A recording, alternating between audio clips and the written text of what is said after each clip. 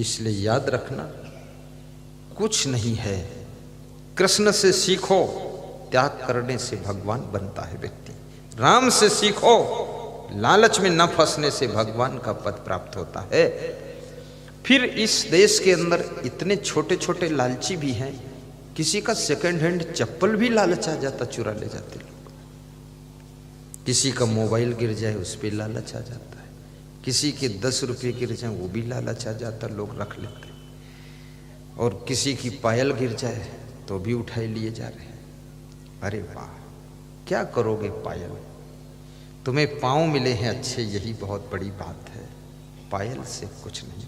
जिसकी पायल है उसको दे दीजिए, अनाउंस करा दीजिए कि आपका मोबाइल मिला है, ले लो। आपका सोने की चैन है, जिसकी है ले लो। ये जीवन धन्य बनाओ, क्योंकि जो तुम्हारे कर्म में है, जो तुम्हारी किस्मत में है, वो तो आगे से तुमको मिलने वाला है। ये चोरी चंडाली करने से केवल नाम डूबने वाला है, और जो पुण्य है वो छीड़ हो जाते हैं और मनुष्य नीचे चला जाता है। इसलिए याद रखना, हमेशा त्याग के आभूषण पहन करके इस दुनिया के अंदर प्रवेश कीजिए। आप धनवान भी बनोगे, महान भी बनोगे और भगवान भी बनोगे।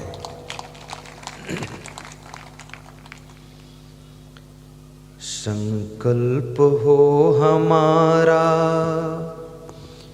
इंसान हम बनेंगे।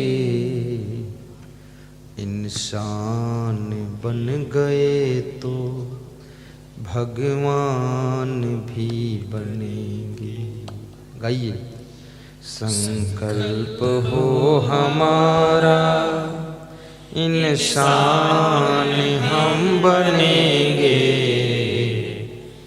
इंसान बन गए तो भगवान भी बनेंगे।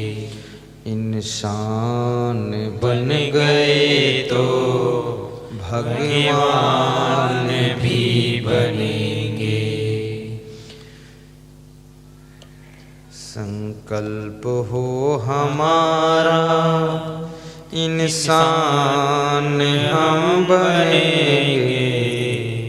इंसान बन गए तो भगवान भी बनेंगे।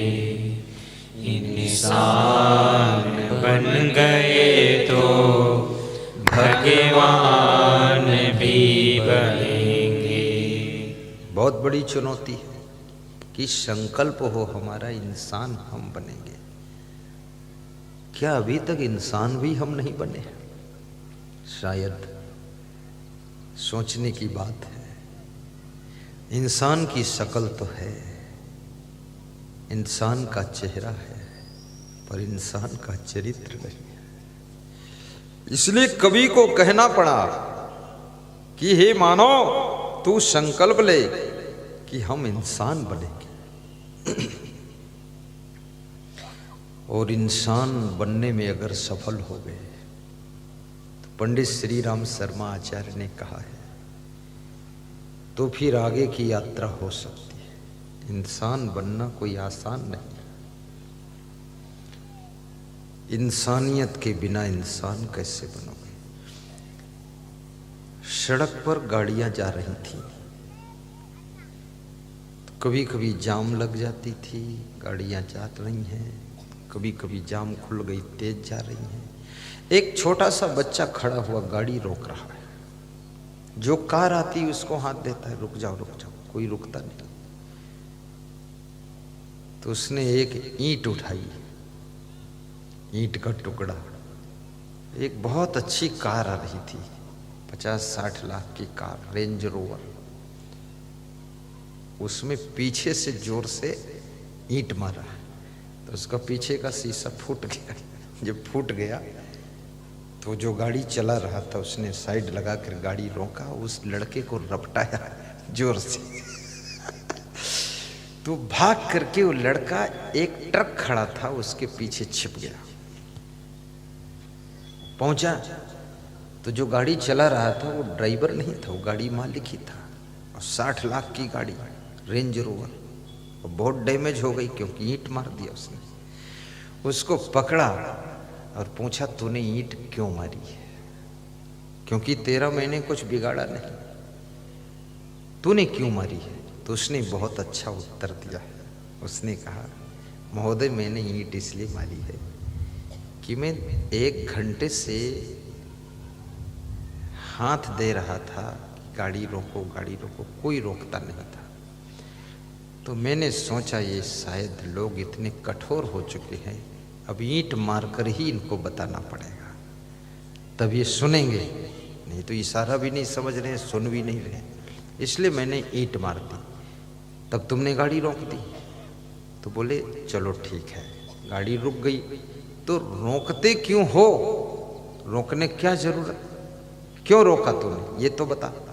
उसने कहा मेरा बड़ा भाई जो है उसको एक कार वाले ने ठोकर मारी है, वो सड़क के नीचे गिर गया है और उसको बहुत चोट आई है, बेहोश है, खून बह रहा है, और मैं उसको उठाकर खींचकर ऊपर नहीं ला पा रहा हूँ, और मोटरसाइकिल भी टूट गई और मैं उसके साथ बैठा था। अब उसको ले जाना है हॉस्पिटल, नहीं मर जाएगा, और सड़क पर निकलने वालों की कार रोकता कोई रोकता नहीं, तो इसलिए मैंने ईंट मारी है ताकि रुको और मेरे भाई को गाड़ी में बिठाओ, वो हॉस्पिटल पहुंचा दो।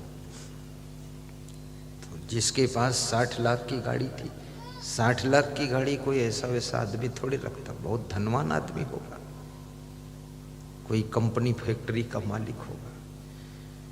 तो उसके चेहरे पर हंसी आ गई और मन में सोचा कि क्या संसार है। नीचे उतर कर गया और उसको उठाया, खींच कर लाया, अपनी कार में लादा, तो सब सीट में खून लग गया और फट से स्टार्ट किया, उस लड़के को भी बिठाया, उसके छोटे भाई को हॉस्पिटल पहुंचा, वहाँ ट्रीटमेंट चालू कराया। जब उस चोट लगे हुए घायल व्यक्ति को होश आया तो उसके चेहरे को देखकर मुस्कुरा दिया कि ठीक है अब तुम बच जाओगे, अब मैं जाऊं। तो छोटा लड़का जिसने ईंट मारी थी उसने हंस करके कहा कि मैं आपसे कैसे कहूं आप जाओ, क्योंकि आप तो मेरे लिए भगवान बन गए, मेरे भाई को जिंदगी आपने दिया है। जब तुम कुछ ऐसे उपकार के कार्य करते हो तब भगवान तुमको भगवान बनाकर भेजता है कि ये कार्य करो जा करके, और न जाने कब किस व्यक्ति को ये भगवान बनने का अवसर दे दे। इसलिए इस तरह के कोई सेवा कार्य परोपकार के कार्य मिल जाए तो उनको हंसते हंसते कर देना, क्योंकि ये भगवान बनने का अवसर मिला है।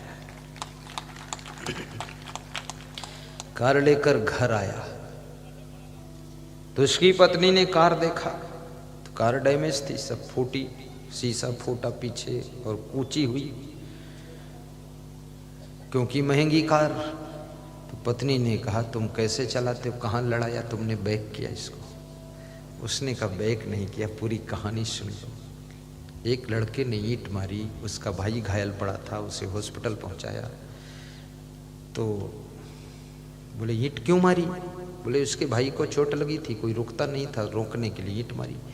तो पत्नी ने जो शब्द कहा वो सुनने योग्य शब्द, पत्नी ने कहा धिक्कार है इस मनुष्य जाति को, ये मनुष्य इतना कठोर हो गया कि इसको ईंट मार करके दया की याद करानी पड़ती है कि दया भी करिए, ईंट मारकर इसको याद कराना पड़ता। अच्छा किया आपने रोक करके उसको जिंदगी दिया, कार तो फिर बन जाएगी, लेकिन अगर उसकी जिंदगी चली जाती तो कहाँ फिर मिलती। इसलिए तुम धन्य हो पति देव। उसने कहा कि मुझे भी ये कहानी जीवन भर झकझोरती रहेगी। आपकी जिंदगी में भी कभी कभी कुछ ऐसे क्षण आ सकते हैं जिन क्षणों में आप ऐसी स्थिति में किसी की मदद कर सकें, किसी के दुख में सहयोग कर सकें, किसी की बेटी के विवाह में रुकावट आ रही है उसका रास्ता साफ कर सकें, या किसी की उन्नति में कुछ बाधा है उस बाधा को हटाकर उसको आगे बढ़ने का मौका दे सकें। यही भगवान के कार्य हैं, और ये कार्य जो करता है वो भगवान की डिग्री प्राप्त करता है। किसी के काम जो आए उसे इंसान कहते हैं। किसी के काम जो आए गाइए उसे इंसान कहते हैं। पराया दर्द अपनाए उसे भगवान कहते हैं। पराया दर्द अपनाए उसे भगवान कहते हैं।